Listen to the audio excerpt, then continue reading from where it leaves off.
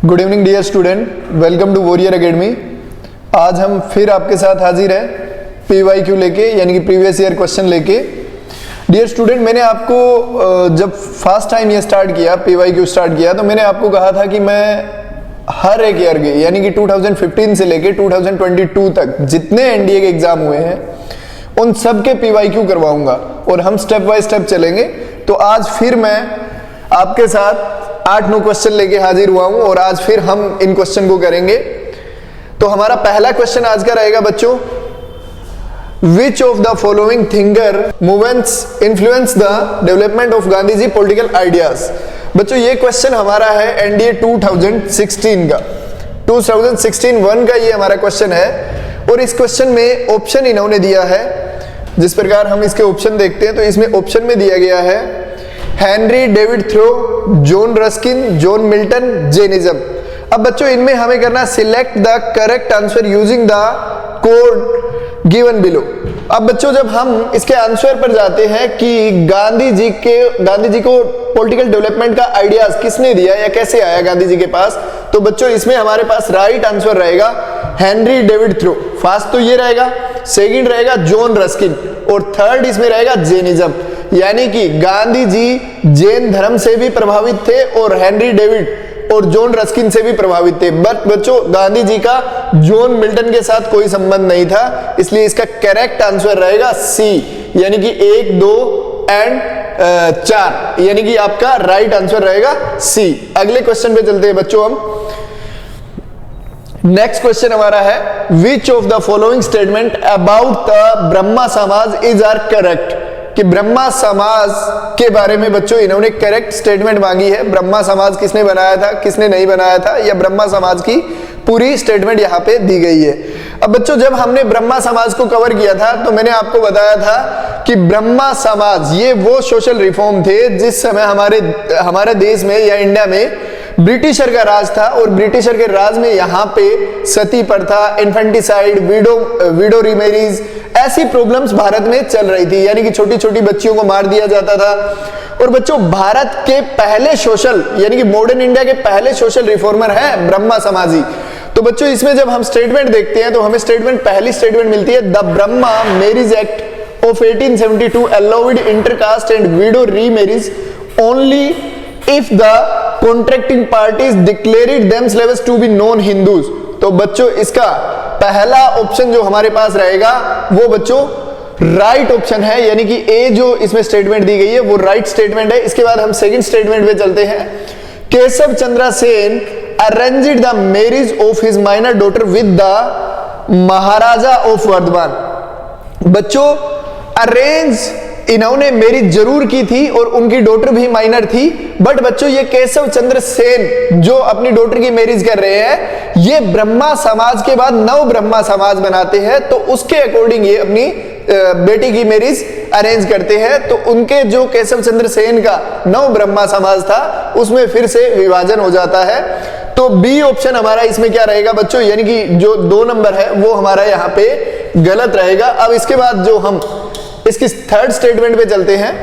Keshav Chandra Sen follower broke away to from the Nav Brahmo समाज। बच्चों ये स्टेटमेंट भी हमारी पूरी तरह जब हम देखते हैं तो ये भी स्टेटमेंट हमारी पूरी तरह गलत साबित होती है, क्योंकि केशव चंद्र सेन के जो फॉलोअर थे उन्होंने बच्चों ब्रोक नहीं किया था। एक्चुअल में ये क्यों ब्रोक हो गया था ब्रह्मा समाज, उसके पीछे रीजन था केशव चंद्र सेन का जो समाज आया वो ब्रोक इसलिए हो गया था क्योंकि केशव चंद्र सेन ने अपनी माइनर डॉटर की मैरिज कर दी थी वर्धमान के राजा के साथ। अब बच्चों अगली बात हम करते हैं।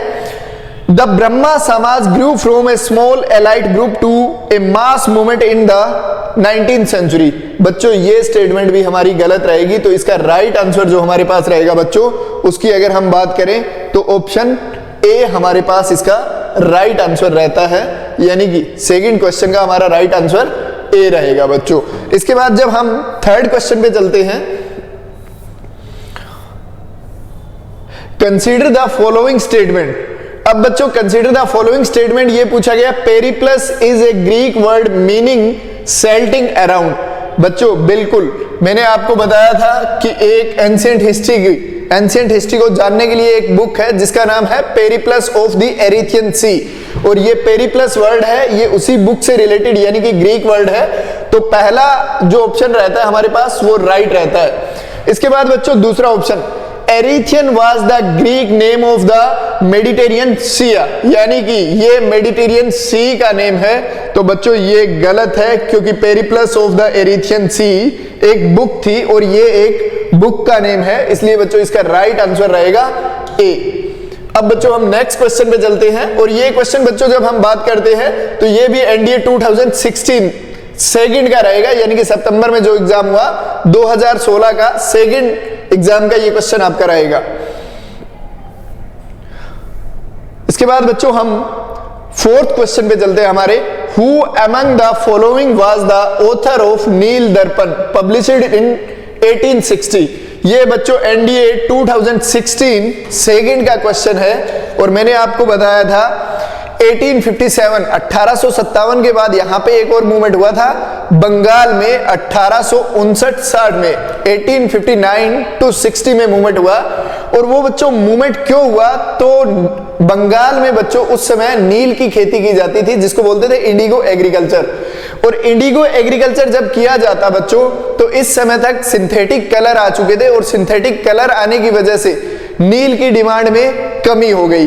दूसरा, नील के जो बागान मालिक थे वो किसानों का शोषण कर रहे थे, और किसान अपनी जमीन के ऊपर अनाजों की खेती करना चाहते थे, और जो मील मालिक थे यानी कि बागानों के मालिक थे वो जबरदस्ती उनसे नील की खेती करवाना चाहते थे, जिसकी वजह से बच्चों एक नील इंडिगो मूवमेंट हुआ। और इंडिगो मूवमेंट को किसने बताया, तो बच्चों नील दर्पण एक बुक थी जिसमें इंडिगो मूवमेंट के बारे में बताया गया।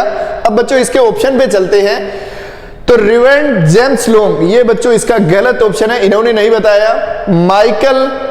माइकल मधुसूदन दत्ता ये भी बच्चों इसका गलत ऑप्शन है। राजा राममोहन राय ये भी बच्चों इसका गलत ऑप्शन है।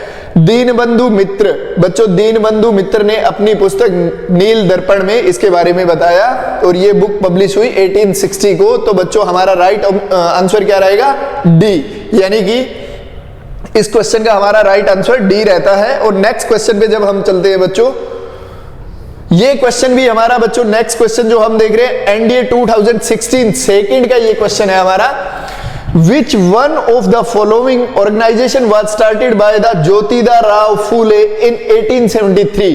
कि भाई ज्योतिदा राव फूले ने कौन सी ऑर्गेनाइजेशन को स्टार्ट किया, यानी कि कौन सी सभा को स्टार्ट किया, तो उसके बारे में हम चर्चा करते हैं बच्चों। तो देखो बच्चों पहला है प्रार्थना समाज, बच्चों ये बिल्कुल गलत ऑप्शन है, प्रार्थना समाज इसमें नहीं रहेगा। बहुजन समाज ये भी नहीं रहेगा। जस्टिस पार्टी बच्चों ये भी नहीं रहेगा। तो हमारा राइट आंसर रहेगा 4, सत्य शोधक समाज ज्योतिदा राव फूले ने स्टार्ट किया था 1873 में, और ये महाराष्ट्र से स्टार्ट हुआ था बच्चों। इसके बाद हम नेक्स्ट क्वेश्चन की बात करते हैं बच्चों। नेक्स्ट क्वेश्चन भी बच्चों हमारा एनडीए 2016 सेकंड से रिलेटेड है, यानी कि 2016 के एनडीए के सेकंड एग्जाम से रिलेटेड है। और ये बच्चों इस क्वेश्चन में दिया गया है, which of the following statement with regard to the civil disobedience movement is are correct. अब बच्चों इन्होंने सिविल डिसोबीडियंस मूवमेंट से रिलेटेड स्टेटमेंट पूछी है कि सिविल डिसोबीडियंस मूवमेंट से रिलेटेड स्टेटमेंट क्या थी।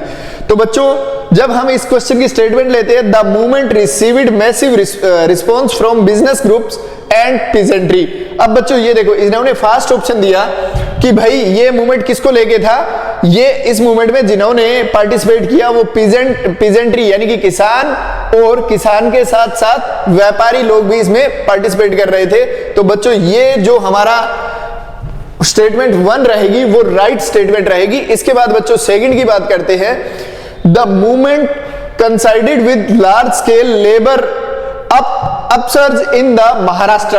बच्चों मैंने आपको बताया था जब सिविल डिसोबीडियंस मूवमेंट को हम कवर कर रहे थे तो सिर्फ और सिर्फ महाराष्ट्र की लेबर यानी कि बॉम्बे की लेबर ने सिविल डिसोबीडियंस मूवमेंट में बढ़ चढ़ के पार्टिसिपेट किया था। तो हमारा ऑप्शन 2 भी इसमें क्या रहेगा, राइट रहेगा। इसके बाद बच्चों third, the movement was marked by the mass participation of lawyers and students. बच्चों सिविल डिसोबीडियंस मूवमेंट में मैंने आपको बताया था वकील और स्टूडेंटों ने बढ़ चढ़ के भाग लिया, और इसी समय ये वो समय था जब हमारे यहाँ पे नेशनल एजुकेशन को लेके यानी कि राष्ट्रीय शिक्षा को लेके बहुत से कॉलेज और स्कूलों की स्थापना की गई। तो बच्चों इसमें अब हमारे पास आंसर है select the correct answer using the code given below. तो जब हम इसकी बात करते हैं तो हमारे पास 1 2 3 तीनों स्टेटमेंट राइट है और हमें ऑप्शन क्या देखना है जिसमें तीनों स्टेटमेंट राइट हो। तो हमारे पास ऑप्शन बचता है डी, यानी कि इसकी तीनों स्टेटमेंट हमारे पास राइट रहती है। तो इस क्वेश्चन का आंसर रहेगा डी। इसके बाद बच्चों हम नेक्स्ट क्वेश्चन पे चलते हैं। Next question, name the choreographer in Akbar court who was honoured with the title Zarrin Kalam of golden pen. बच्चों इन्होंने पूछा कि जरीन कलाम यानी कि टाइटल, एक्चुअल में टाइटल बच्चों क्या होता है, टाइटल उसे बोलते हैं जो नेम के आगे टाइटल लगाया जाता है। और इन्होंने कहा कि ये टाइटल जो अकबर की कोर्ट में टाइटल दिया गया वो जरीन कलाम जो गोल्डन पेन का टाइटल है वो किसे दिया गया। तो बच्चों इसका राइट आंसर रहेगा सी, मोहम्मद हुसैन को ये टाइटल दिया गया था। तो आपका राइट आंसर सी रहेगा। इसके बाद बच्चों हम नेक्स्ट क्वेश्चन पे चलते हैं। और ये बच्चों जो क्वेश्चन आया था वो 2017 एनडीए फास्ट का क्वेश्चन रहा हुआ है ये। और इसके बाद जो नेक्स्ट क्वेश्चन है बच्चों वो भी 2017 फास्ट का क्वेश्चन है। Who among the following was the author of the बादशाहनामा, कि बादशाहनामा भाई किसने लिखा। अब ये क्वेश्चन आता है हमारे पास, बादशाहनामा किसने लिखा। तो बच्चों अब हम बात करते हैं, देखो अब्दुल हामिद लाहौरी।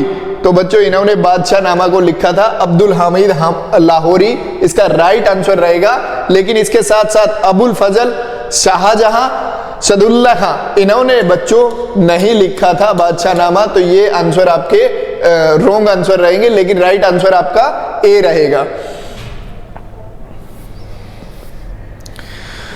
जय हिंद, जय भारत दोस्तों। हम कल फिर इसी टाइम मिलेंगे आपके साथ, फिर से 8 या 9 क्वेश्चन लेके जो कि PYQ रहेंगे और धीरे धीरे हम सारे क्वेश्चन करेंगे बच्चों। अब जिन बच्चों ने एनडीए की तैयारी अभी से स्टार्ट की है वो बच्चे ये PYQ क्वेश्चन करके भी इनसे अंदाजा लगा सकते हैं कि नेक्स्ट एग्जाम में किस टाइप का क्वेश्चन आएगा।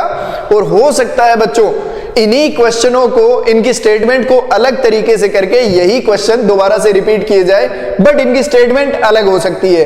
इसलिए आपको PYQ क्वेश्चन पे ध्यान देना चाहिए। और बच्चों दूसरा, आप वॉरियर एकेडमी के चैनल को सब्सक्राइब और लाइक कीजिए, यानी कि वीडियो को लाइक कीजिए जिससे ज्यादा से ज्यादा बच्चों के पास ये वीडियो पहुंच पाए जो कि एनडीए की तैयारी कर रहे हैं। और वो हिस्ट्री यानी कि जो जीएटी में हिस्ट्री रहेगा उसमें आपके फुल मार्क्स लेके आ पाए। जय हिंद, जय भारत दोस्तों।